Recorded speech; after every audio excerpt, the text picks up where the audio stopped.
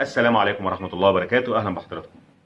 بقالنا فترة بعدنا عن الخدمات اللي كنا بنقدمها للناس. مش أنا اللي بقدم الخدمات، يعني كنت بعلن عنها، سواء قطاع خاص أو الدولة طرحين وظائف فرص عمل يعني، أو طرحين شقق أو أراضي سواء المصريين بالداخل أو بالخارج. كنا بنتكلم عن الحاجات دي كلها، لكن للأسف يعني الفترة اللي فاتت كلها الأحداث كان كتير، وبالتالي كان يعني الاعتماد الأكبر على تحليلات اقتصادية.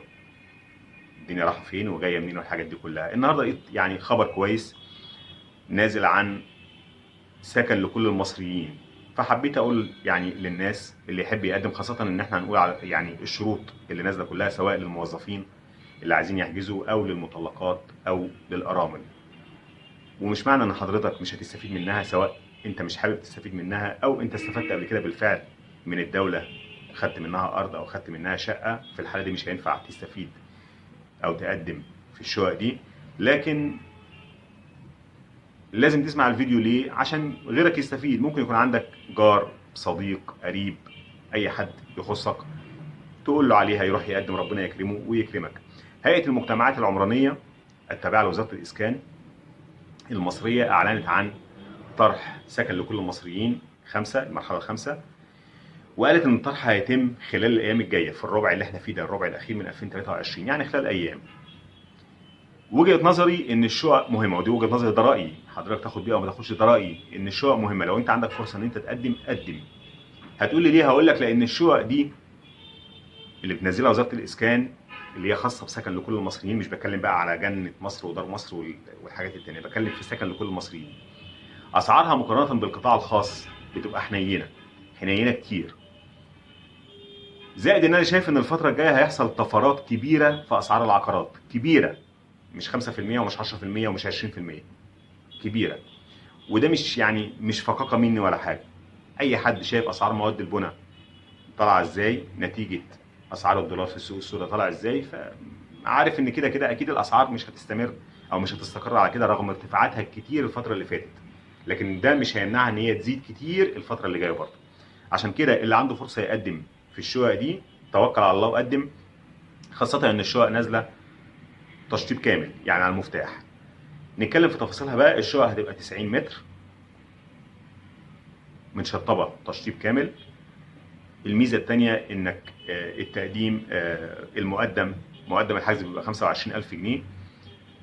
الميزه الثالثه، ده برضو من وجهه نظري، ممكن تقول حضرتك يعني مش شايفها ميزه، انا شايف الحاجات دي مزايا.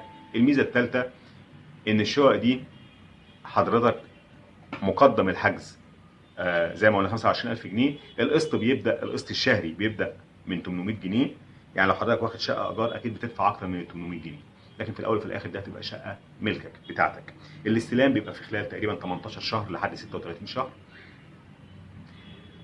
ونتكلم بقى في التفاصيل سواء للموظفين او للارامل والمطلقات. مرتبك الشهري لازم يكون، طبعا الشقق زي ما قلنا 90 متر متشطبه، بتاخدها قسط على 30 لحد 30 سنه، حتى 30 سنه ممكن تقسطهم يعني. طيب لازم مرتبك الشهري لا يقل عن 2700 جنيه، وما يزيدش عن 7000 جنيه سواء كنت اعزب او متزوج. السن لا يقل للمتقدم لا يقل عن 21 سنه، وما يزيدش عن 51 سنه. يعني لو حضرتك عندك 20 سنه ما ينفعش تقدم، ولو عندك 52 سنه ما ينفعش تقدم. يبقى اقل حاجه 21 سنه واكتر حاجه 51 سنه. بالنسبه لاصحاب المعاشات لا يزيد السن عن 75 عام بحد اقصى. الا يكون المتقدم قد استفاد من طروحات الدوله من قبل، سواء وحدات سكنيه او قطع اراضي، اللي قلت لكم في اول الفيديو. لو انت خدت قبل كده استفدت من الدوله بقطعه ارض او شقه، ما ينفعش تاخد في الحتت دي، ما ينفعش تقدم في الطرح ده. تقديم مستندات الاقامه، لازم تقدم مع الاوراق بتاعتك حاجه تدل على ان انت لا اما سكنك او عملك قريب من المدينه اللي انت بتحجز فيها. يعني مثلا ما ينفعش تكون انت قاعد في القاهره وبتحجز في المنوفيه مثلا يعني، او بتحجز في اسكندريه. لازم حاجه قريبه منك، سواء انت قريبه منك في السكن او قريبه منك في العمل.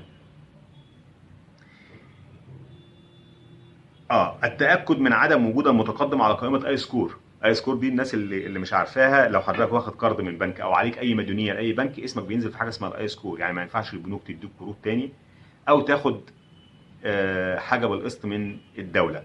وبالتالي لو حضرتك عندك مشكله مع اي بنك واسمك نازل على الاي سكور، لازم تحلها قبل ما تقدم، لان في الحاله دي هيترفض الطلب بتاعك.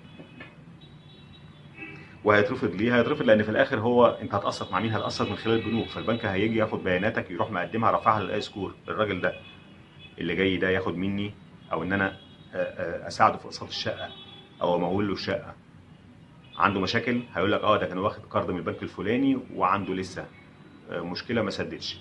فلازم تحل مشكلتك مع الاي سكور الاول او مع البنك اللي انت تبعه. طيب لو المتقدم متزوج، لازم يقدم مفردات مرتب ليه ولزوجته. واذا كانت لا تعمل، يقدم تقديم عليه تقديم اقرار يفيد ذلك. يقدم لا اما مفردات مرتب لزوجته، او يقدم ان هي مش بتشتغل، اقرار منها ان هي مش بتشتغل. تقديم ايصال مقدم الحجز ومصروفات التسجيل. مقدم الحجز زي ما قلنا 25000 جنيه، لازم تقدمه بعد ما تدفع 25000، لازم تقدمه مع مصروفات التسجيل مع الاوراق اللي حضرتك هتقدمها. شهادات ميلاد لاولادك لازم تقدمها. اثبات الدخل طبعا لازم تقدم اثبات الدخل.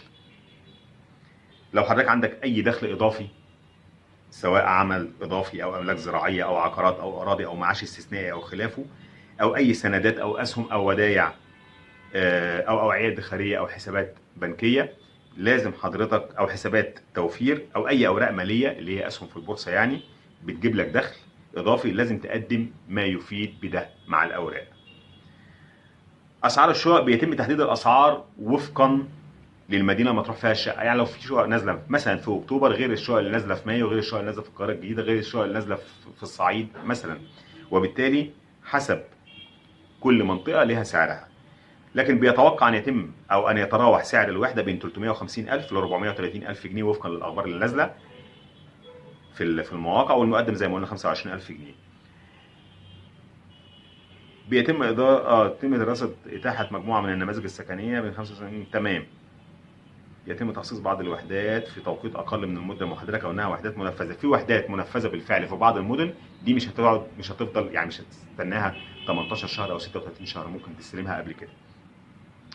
الاماكن فين بقى اللي نازل فيها الشقق؟ في اكتوبر الجديده، وفي مايو، وبدر، والعبور الجديده، برج العرب، حدائق العاصمه، سوهاج الجديده، اسيوط الجديده. وبيتوقع ان يكون النصيب الاكبر في الطرح لمدن القاهره الكبرى. طيب بالنسبه للارامل والمطلقات واصحاب المعاشات، ايه الاوراق المطلوبه؟ تقديم طابعه معتمده ببيانات المعاش من التامينات، دي اول حاجه. تاني حاجه تقديم ايصال مرافق حديث لمحل السكن الحالي، اللي هو ايصال كهرباء او ايصال غاز او ايصال ميه. بالنسبه لاصحاب المهن والاعمال الحره والانشطه التجاريه والحرفيه، بتقدم شهاده من محاسب قانوني معتمده تبين صافي الدخل السنوي او الشهري موضح بها مهنه المتقدم.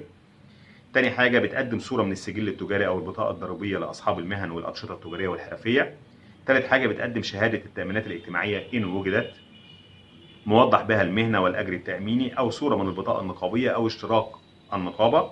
وفي حال سبق الحجز باحد مشروعات الاسكان الاجتماعي دون التخصيص والاستفاده، يتم تقديم مستند يفيد بسحب مقدم جديه الحجز بالاعلان السابق. يعني لو حضرتك قدمت قبل كده، بالنسبه للناس دي حجزت قبل كده لكن ما تخصصلكش اي شقه من شقق الدوله، بتقدم اللي بيفيد ان انت سحبت مقدم الحجز اللي انت كنت دافعه قبل كده.